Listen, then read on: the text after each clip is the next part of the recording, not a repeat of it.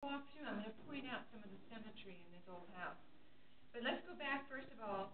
Memphis was laid out as a city in 1817. And at that time, this was a very rough river town. To live here, if you were a female, you had to be tough.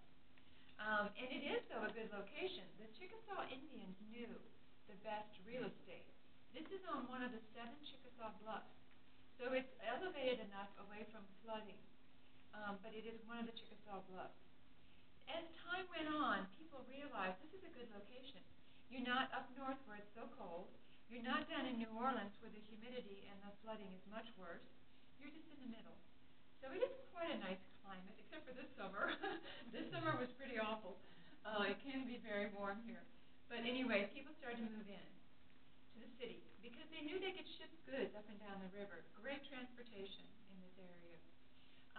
When this area was built up, so this was the country. That was a dirt road out there. This was not the city of Memphis, so this was the country. So when this house was built in 1871, Mr. Woodruff over here on the right decided he wanted to live on this street. It was called Millionaire's Row, because at that time, a lot of wealthy people built their homes here. And to build a house, it had to be a mansion. So this is one of the, well, there were 32. This is one of the 3 that's left.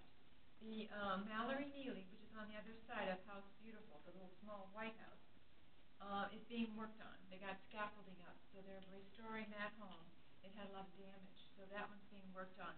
And then there's a Pillow McIntyre on the corner over here that's now a law office. Those are the only 3 left, which is very sad, but at least we have this and the history to share about what it was like back in that era of 1870s, or the Victorian era. Now, Mr. Woodruff was a carriage maker, very successful, very, very wealthy. He had 4 children, but only 3 lived in the house.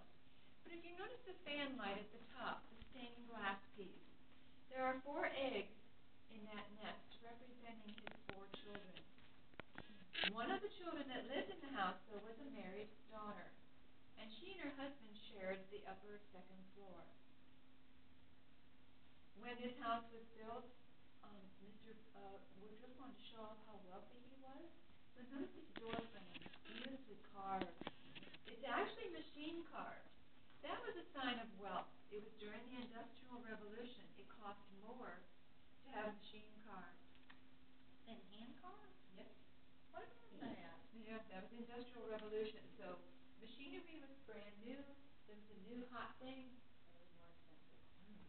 And it looks like it would to us. We think it's hand carved. You know, I would think that when I first walked in, but no.